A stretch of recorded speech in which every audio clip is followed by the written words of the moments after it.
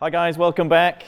Thanks for your patience this evening. So I just want to introduce Kim Hyun. Some of you might have seen him last week, the founder of We Teach Me. So he's just obviously going to join us for a bit of a Q&A session. So Kim, how have you found this evening other than the scare with the lights? I think the team has been fantastic. Can everyone just join me in to congratulate the team on just a job well done? I think that was incredible. Well done, guys. Yeah, that was incredible. Yeah. Really inspiring for me to watch. I was so proud. Wayne, hearing Stephen and Nathan's stories and their experiences, it just reminds me that often we just need to make sure we hit the basics really, really well. Mm-hmm. And as long as we hit the basics really well, then that's most of the challenge accomplished, right?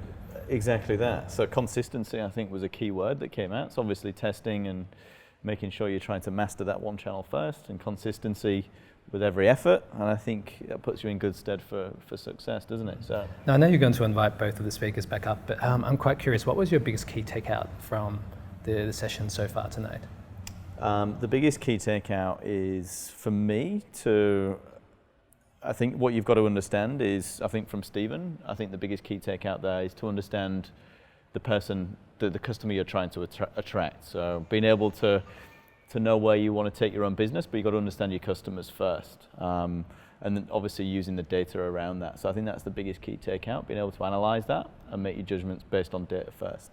And then with Nathan, mastering each channel, giving that consistency, I think is key.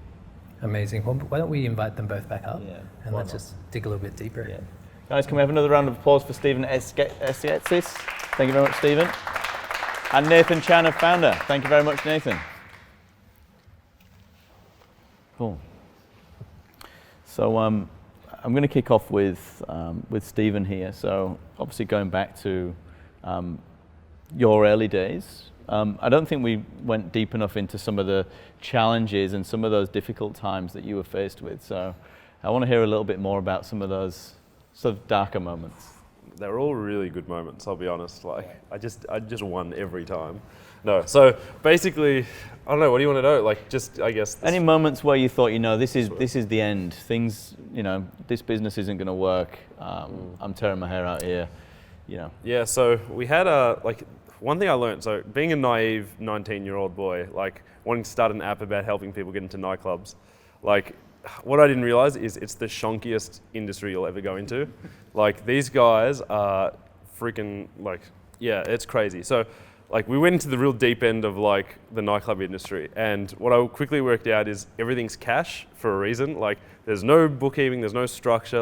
If you want to get in touch with all these nightclubs, there's absolutely no structure. So what we tried to do is, organize all this chaos of all these nightclubs and put it into a directory so it's easy to go, your opening hours, your promoters, this and that. And it's just, that's not what they want to do at all, because everything's cash business. If I refer 5 people, they pay $3 per person, it's all cash. If something goes wrong, well, whatever. And we tried to kind of organize this, at least for one city, for Melbourne, which I thought was a half decent idea at the time. And we'd rock up. So what we would do is to try and get these nightclubs on board. I'd go over, me and I had a business partner at the time. We would go over to these clubs, reach out to them on Facebook because they had no contact information anywhere. We'd be like, cool, hey, my name's Stephen, I run an app. Would you be free to chat about getting you listed on this new app for nightclubs? We'll help you get more people on. We've got a reach of X, Y, and Z. We've got 10,000 members and we've got all these promoters. We'd love to get more people in your club. Let us know. They'd be like, cool, yeah. I'm like, let's organize it. Where's your office? They're like, oh, we actually don't open until 9 p.m. at night, but you can come past for a drink at the club. I'm like, well, how am I going to talk to you about business and this when you're going to be off your head and you're going to have people coming around? So I was like, no, let's go grab a coffee. And then I'd have this contract with me, assuming that it'll just be an easy, quick sign of the contract and they're going to be on board. But they're like, oh, contract? No, I don't want to get anything to do with this. This is too legit for me. What we do at the moment is we just get 18-year-olds out of uni who can promote people and we pay them on everyone they can bring in. It was just horrible. So I guess a big issue that I faced was I went into a market I had known nothing about. So I guess it taught me a really good thing. It taught me sales, number one, face-to-face sales, which I don't think you can get anywhere apart from experience. Not sales just as in selling someone a product, but selling people on an idea or a vision. So we got really good at that. And the second thing I think was we realized that, when you're pushing shit up a hill, I think the saying is, like, you sometimes just got to let it go and then move on to the next thing. And that's kind of what we faced with that. Like, it kind of reached a limit, a roof, and then we're like, all right, this industry is like, it's not going to change, and what we've got is probably too early. Like, it might change another 10 years, but the idea and the structure, the model for this is just too early. So we just kind of pushed it to the side and moved into a slightly different version, which was interviewing DJs and artists, and that took off much better. Mm-hmm. Cool. I don't know if that answers your question, yeah, but kind of. On the same kind of subject there, you just touched upon interviewing people there, and I'm going to touch upon Nathan's skill set to interview people, and obviously the experiences that you have. So when you're speaking to these people, and they've got all these grand dreams, visions, and successes, do you ever feel as though, and you said you've got to level up, do you ever feel inferior? How do you manage kind of that experience? Are you just really relishing that thought of, oh, I'm speaking to this person, or do you ever get a little bit nervous? Yeah, 100%. So as time goes on, you feel it less, but you still always feel it. I think the biggest thing is, when you feel that feeling, like one thing, I heard was like Eric Clapton, when he's like still playing, like, to 100,000 people, he still feels it after 20 years. So, I still feel it, but at the same time, I'm so passionate about the subject matter and what we're talking about. Any interview, I have no formal training of doing interviews. I just come at it of a place of curiosity, as if I'm meeting somebody that is not a big name celebrity or whatever, and I just want to understand. I just want to learn. And but for sure, I've always been like super nervous. I'm naturally quite a shy person. I get really awkward when I'm in a room and I don't know anyone. So yeah, and it can be really intimidating. But at the end of the day, all of these people that I've spoken to, they're, the same as any of us in the room. Everyone bleeds. We all stand on the same rock solid ground. So just kind of try and step outside of that as well.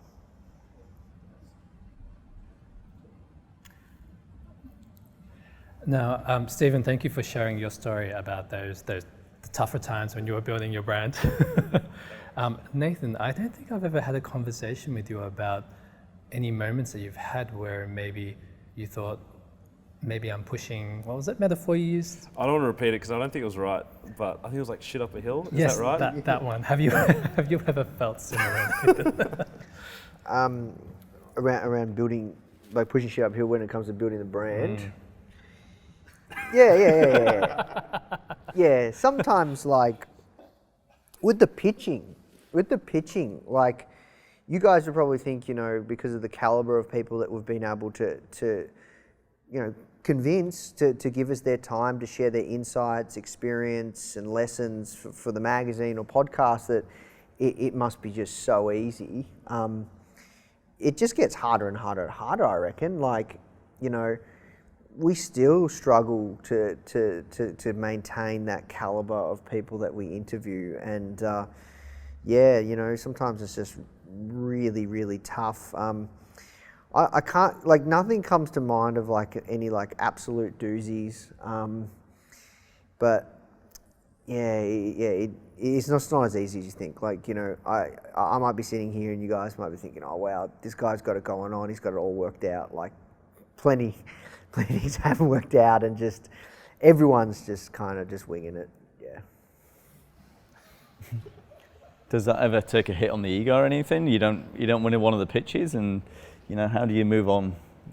Do you have to massage that ego a little bit? Yeah, so I try and I really hate ego personally, so I try really, really hard to stay as grounded as possible, and that's another reason I like to kind of speak and learn to people that are playing 100 times higher game than me, because it keeps me grounded, because it's really easy to drink your own Kool-Aid, because everyone can tell you is doing so well and all these other things.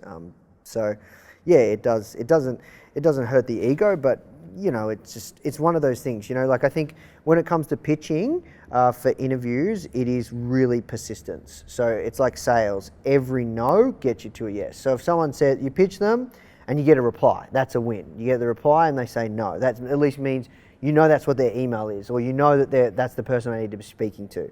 And then they say no, and you say, okay, well, when can I follow up? Like when might be a more appropriate time to see if this is the right time for this founder?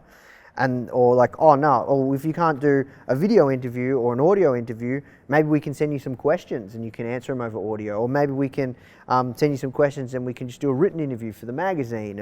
Or when's the next time to catch up? And then they'll say, oh, come back to us in a year. And then you actually come back to them in a year, and it's just persistence. Mm-hmm. I've got another question actually. So off air, we were talking a little bit about your passion for the ecosystem and wanting to support that and giving back to the community of the ecosystem, the startup industry. And obviously you referenced Stephen and the events that he does as well. So what would you like to see for the community, the startup community in the future? Yeah, look, the thing that I find in Melbourne or Australia is there's a few really like big startups, and I'd love to see more. And I think there's a lot of really cool things that are happening, but like you don't really know about it that much. Or there's a lot of cool people with doing crazy stuff, but like it's hard to connect with them. So what I would like to see would be like really like kind of exactly what Stephen was telling me he's working on before, is just like really high caliber events that you can know that you can go to, where there's going to be high quality people doing some really cool cutting edge stuff. Because it is crazy how many people, like even in Melbourne, like not just so much Sydney, but even in Melbourne, are doing like the craziest cutting edge startups. Like we got pitched to interview the founders of a little company called Black Magic that produced the cameras, like to shoot film, and they massive company. I had no idea they were even in Melbourne. Like this is the kind of I just don't think there's enough of this kind of stuff. And America, in US, it's quite progressive. And what frustrates me is there's a lot of people that I've found from my experience in Australia, perhaps that think perhaps a little bit of knowledge is often dangerous, and so they might be a subject matter expert. But it's when you go over to the States, like just they're on the cutting edge, and I just love to see more of that and that more of that kind of stuff fostered, because that's where it's at. Like if we could bring more of that kind of really, really good quality cutting edge information and fostering the cutting edge, like marketers and founders and entrepreneurs and startup people, like more, that would be awesome. Yeah, even in terms of like co-working spaces, like personally, I don't really know like the best co-working space, like where all the like amazing founders or startups work from. Like I just don't know. Yeah. Good, cool. Kim, what do you think about putting it out to the audience? I'm sure there's some questions out there that you guys want answering. Yeah? I think that's a great idea, Wayne. Cool. Anybody have a question for our founders this evening? Everybody all at once? Yes, gentleman at the back. Yeah. So it comes down to finding the right person. Actually, we get this question a lot. We wrote an in-depth, like 5,000 word article on this. You can go to foundr.com/get interviews. That's interviews with an S, and you can find out the whole process in depth. But long story short, it was just a series of finding the right person. You need to find a gatekeeper to get in touch with people like that. They have someone that fields and protects them. So finding like his head of PR, I found that his head of PR through somebody else that I knew had interviewed him. And then from there, making a series of phone calls and emails and just pitching. As I said before, having a magazine is tremendously powerful for developing influence, and it kind of gets the foot in the door. You have to have something to show for like getting in touch with someone like that, and you have to make it a win-win too. Like he's got a tremendous personal brand. He always wants to continue to grow it. I played on the fact that his first business venture is it was in fact a magazine, and I was humble in the fact that I was starting a magazine and would love to interview him, around inspiring the next generation of founders on what it takes to build a successful business. And then just pitched, put myself out there, and I got lucky. Cool. Gentlemen there, yep. Thanks. My name's Neil. That was really interesting session. Just for the whole panel, I'm interested in the idea about how you recover from, just if you make mistakes, what strategies you have to rebuild confidence in your idea or your vision, and the idea about getting yourself out there, like you were saying that you don't know stuff, but what do you think of this idea of failing forward, basically? Should we start with you, Stephen? Yeah, so I mean, failing forward's an interesting one. Like I said, when we ran into this issue with the nightclub stuff, where we found out that it was a totally weird industry we had no experience in, I think you just kind of have to build this level of resilience in yourself when it comes to business. So the way I look at it is, like, it's very different to treating it as a personal affection. So if someone says something bad against me personally, that's fine, but it's different in business. Like, you've just got to keep pushing through these walls. Like Nathan said with the gatekeepers, right? Like, you might have to follow up 10, 20 times to get through to something before you find that winner. But if you actually don't push through all those steps, you'll never find the winner. So I think overall, you've just got to keep reminding yourself that the success is going to happen. You might be a centimeter away from finding those diamonds, but this could be the final, nail in the coffin where you're like, no, I'm done. But it could be just on the other side of that door. Do you know what I mean? So I think the way I keep reminding myself is that it could be this close, but if I give up now, then that's it. It's definitely over. So you've got to kind of keep reminding yourself, I guess, mentally that, you could be like, it's literally the way in the marketing world, the digital marketing world, like, it could be like one funnel away, one campaign away from making something work. And the same thing with a business, you could be like one business opportunity away, one person away from really turning your business around. And I've just seen it happen time and time again with, clients and things that we've worked on as well. We've tried tons of campaigns that haven't worked before as well when it comes to marketing or just in business in general, but it's just a numbers game. I think you don't want to get too emotionally attached to the wins and losses. You just got to, stick it out at some point. Hopefully that answers it a little bit. For me, I'm actually extremely goals driven. So I like to write out my goals. Like, when it comes to around December, I try and plan out my year of what that looks like. And I use this website called futureme.org, where I actually... I've been thinking about that problem. Yeah, I use this website. So I plan always my goals for the future year. So when it comes to December, I'm going to be planning all my goals for 2019.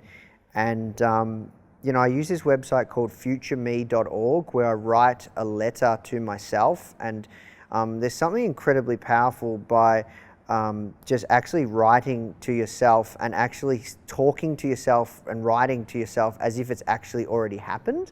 There's something very magical about that. And, the reason I tell you that story is because I set goals and I smashed those targets and I hit those goals. So even when I first started Foundr, I said to myself, I didn't know whether there was a business there, but I was so frustrated with the work I was doing. I just wanted to find work I was passionate about. I didn't really care if I was going to build this big business. So I said to myself, I'm going to give it a good hard crack for 12 months. And just see what happens. And so the reason I tell you that, and also why I set goals, is at the start of every year, I just think to myself, I'm going to set these goals. I'm going to give it a good hard crack for the next 12 months and see what happens. And as long as I'm true to myself and give it my best, I'm going to get knocks. I still get knocks every day. I still go through hard times trying to grow and scale Foundr. But I've got my goals and I'm very determined and driven, and the work that I'm doing, this is what I was born to do. So I'm so passionate about it. So, you've got to also find something that excites you and lights you up and that's fun, just give it a crack and not worry about it, and then also write down and set goals. That's how I keep moving forward. I was thinking about that today. I needed to, like, I've got the passion and things, Yeah. but I was thinking about just the campaign idea makes a lot of sense, and the planning, is more like a personal challenge rather than the external. Yeah, and tell people about your goals as well. It keeps you accountable. It's very, very powerful. Thanks for sharing that with us. Anybody else out there? Yes, lady at the back in the black, please. Do you have business mentors? And if you do they happen organically, or do you sort people out? Just for me or Stephen? Either. I'll go first. So yeah, I have quite a few mentors. As I said before, I'm happy to pay for mentors, like mentorship, either through coaching or their time. And then I just through me naturally reaching out to people, I've been able to just make a lot of great friends that are mentors to me. But how does that help you? Well, really, I think first of all, if you want to find mentors, you have to have something to show for it. So you have to be able to go and say, this is what I've built, or this is what I'm working on, this is what I'm trying. I think you have to be able to put yourself out there and have something to show for it, because somebody that like is always trying to take your time, like, and ask for help. Like, I don't do mentorship, but if I did, that's the first thing that I want, and that's the first thing I've found a lot of people want. They want to see what you've got. Like, you've got to show that if that person, you are going to help that person, that they're actually going to go out there and actually put those things you're going to share with them into action. Because there are so many people that want to take your time, and the people that you probably want to speak to probably get so many people wanting their time. So that's the first thing. You have to have something to show for it, and you have to be willing to serve first and ask later.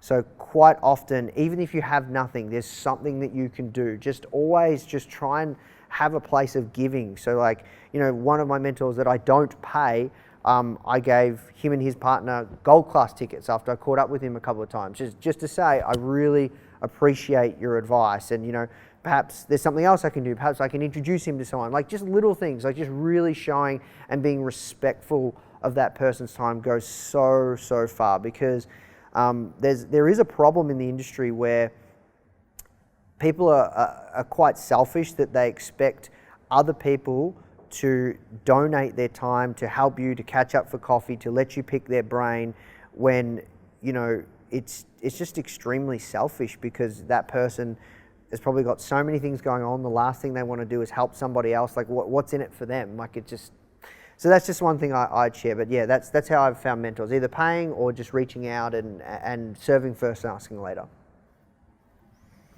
Yeah, so I think mine's is probably very similar as well. So I definitely agree with the, valuing your mentor's time.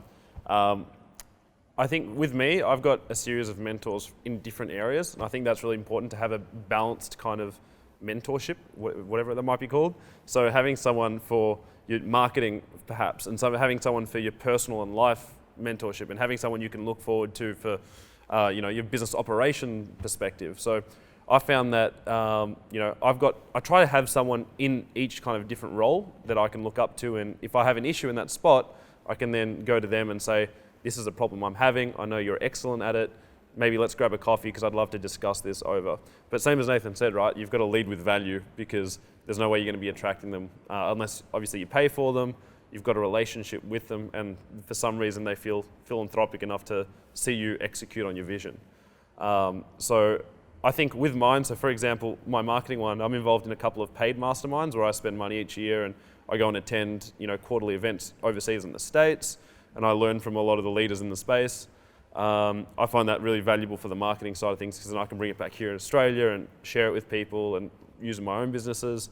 And then I've also got someone I look to as well for kind of family and relationship help and things like that, because I know that they're living a lifestyle right now, 15, 20 years ahead of me, that I think is really, I admire. I think they've got it all together and pretty well put together life. So I'm like, cool, like this is where I'm at now. If I've got an issue in this space, I can, speak to them about that. But I always want to make sure that, they've got that commonality. So let's say, for example, the guy that I'm looking to and I ask every now and then for a question of, how do you balance your time so well? He's also got a business. So there's a bit of a, you're not looking at someone totally different that's, for example, if I was to ask like a life coach or something like that about mentorship, it's a totally different world to mine, so it wouldn't make sense. But if I'm finding someone who's, running a business and has their, a good family life balance and I think is respectable, then that makes a lot more sense. So I think for you, what I would recommend is look at it like a board of advisors. Who's your board of advisors for your life? Who's the person that's going to bring value to you in the marketing, the operations, the culture, the work-life balance, the whole lot. And that's kind of how I see it, like my personal board of advisors I can go to. Some you've got to pay, some you've got to spend time with. They've all got their different motivations, but at the end of the day, they're all going to influence your path in the next 5, 10, 20 years. Good question, great answers, guys. Anybody else out there that has a question? Yes, lady in the black. Probably for a second, but both can answer. When did you first start learning about funnels, like where did you actually learn all these things? For young people who go to school, sure, that might be something you're going to learn in school, but us graduated years ago, no, that was not part of the curriculum. So you got to be constantly learning and feeding yourself all this information and technology as it comes out. So how do you keep yourself up to date?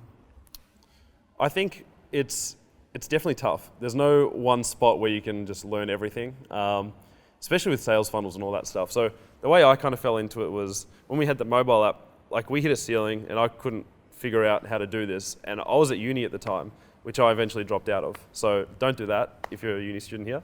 But for me, I just Googled it. I literally was like, how do I get customers? How do I build an app? How do I do Facebook ads? And then if he was around, I probably could have learned it off his blog. But he wasn't around back then, so I had to figure this out for myself. So I think free resources are awesome, just online blogs and reading. I ended up just kind of self-teaching myself through online courses. I spent money on courses, on communities and things like that where I could learn it. I ran into a guy called Richard Branson, who's now the founder of ClickFunnels, which is a software and sales funnels. I consumed literally every bit of content. So my days and nights were literally watching videos of like, here's a funnel, here's like an opt-in form, here's what a lead is, and here's how to warm it up. Like it literally became my world. And I think you have to really commit yourself to being passionate about learning it. Otherwise, you're not going to be able to do it. It's not like when you go to uni and you're sitting in a lecture theatre, you're like, I've got a test coming up, I have to learn this. You don't have that urgency, especially in business. So, with sales funnels or for digital marketing, you've really got to be like, this is a do or die moment. Like if I don't learn this, then the business isn't going to take off. And if the business doesn't take off, then, I'm not going to do everything I want to do. So in terms of resources, places, I'd look at blogs. Podcasts are awesome. I think right now they're really undervalued, free on your phone, like 1.5 speed it and just smash through as many podcasts as you can. What else would I do? Events and conferences. I know I don't want to toot my own horn, but like our events, like that's the whole reason we put them together is honestly because there's no, like I hate pitch events, like where you go there and you get pitched and pitched and pitched and pitched on different products and events. Like we wanted to create a really clean, safe environment with just great quality content and great quality speakers. So go to networking events like this event, speak with people. But otherwise, I think courses is a really good one. And then it's just a matter of trialing it out. Like I said before, put some money into advertising once you've learned something and just get some data. Even if you fail the first 10 times, that's where you're going to learn the most is from actually trial and error into different campaigns. But yeah, courses, podcasts, blogs, and then try it. I think that's the biggest part people miss out is that bridge from learning to implementing. That bridge is what, like everyone falls down into the abyss. So I think you'd be surprised how little you need to know before you can actually make something work. Yeah, Steve pretty much covered it. Me personally though, I really like studying other people or brands and just going extraordinarily deep. So if there's a brand that I admire, let's say, and they do great funnels, I will listen to the founders, like every single podcast that the founder's done. And I'll just get obsessed with studying. I really like to do that, but that's just me. So I think one thing I will tell you is the best marketers are self-taught. Like you just got to have to just get in there and just read and listen and watch and just test and play around and have fun doing that. So I'm just all about studying the best and studying the masters and just consuming everything they've put out. And books as well. Books are really easy. Like, you keep in mind, a lot of these guys, like you talked about influence before, like there's a guy called Robert Cialdini who's written like books called Influence and Persuasion. And like, this guy's got like, 30, 40 years of experience. They just write a book, sell it for $20, and they've just dumped all their knowledge in there for you. So like, dive into books, but yeah, Nathan made a good point. Like, seeing what the guys who are actually doing this stuff do and break it down. Cool, good question. Great answers again. Guys, we are actually coming to the end now, so is there maybe one question for the audience before we bring it back into Kim for his final question? No? Over to you, Kim. Thanks, Wayne. My question is a bit more tactical. What is that one thing that you have done in your business that has really contributed to its growth? I'll go first if that's cool. This is one thing that I've been thinking about a lot lately, and if I could boil it down to one thing, it would be leverage. You stole my word. I was literally thinking that in my head. Oh, really? Legitimately was going to say Yeah, that leverage. Like, we took, if you think like we found it, like I started the magazine, stumbled across that, got the interview with Richard Branson, then leveraged that, made it free, gave it away, put it away everywhere, and then along the way, rapidly built the Foundr audience using Instagram, and then piggybacking off the Instagram audience and my skills there, wrote a blog post on the Foundr site, then all these people asking me to create a course, and then I was like, oh, I didn't really want to, but did, and then that did really well, and then like I was like, well, I can't teach all these courses. We're onto something here. So I was like, okay, well, we've got all these tremendous founders that we've interviewed. Let's just get them to teach courses. So, and then now we're looking at doing like a software product because we've got such a massive audience to leverage our audience. So just constantly finding something that you have and then spinning it and leveraging it. Like, we can turn one interview into like 10 different pieces of content, and we're just going to even leverage it more. So now, I was telling Steve, we have a goal to set up an office in New York by March next year and to shoot content out of, like, it's going to be a studio. So instead of me doing an interview with like Mark Cuban, like in my dressing gown on Skype in my home office, next time he's in New York, we can shoot a video interview in there. We can take that video, and while he's there, we can get the photos for the magazine. We can turn that video into a video interview on YouTube. We can turn it into a podcast. We can chop it up into content on social. We could turn it into a blog post. We can mail our email list. We can put it on all of our other social channels. So like, just that one thing. Like, so I'm always constantly looking to leverage whatever we've had, whatever we're doing, or any assets that I have within the business and keep spinning it. Another example, like all those podcast interviews, I've turned it into a coffee table book, and I didn't even pay to create that book. We put it on Kickstarter and raised $200,000, and like our audience, we leverage our audience to fund that book and bring it to life. And now we've sold tens of thousands of copies of that book. So just always trying to leverage everything that you have and keep spinning it, and yeah. So that's just me. That's been tremendously, like, if there's that one thing. Well, given Nathan stole my answer, that I legitimately was thinking of saying, I think the biggest thing the second biggest thing, or equal first, would have to be network. I think the one thing I was very grateful in realizing early on in business is your network is your net worth, more than anything else. Because if everything went to shit and you lost your business, your network is what's going to stay with you. And I think, having that reputation and working with people is more powerful than anything else almost, because what I've noticed is with my business, when it comes to digital marketing and meeting people, like the marketing platform and all this stuff, these change every day. Your platform's going to change. Facebook will be here one day, it might be gone tomorrow. Twitter will be here, YouTube will be here, Instagram will be here. This stuff comes and goes like the wind. But say in 20 years' time, say I want to build a $10, $50, $100 million business, the network is going to stay there.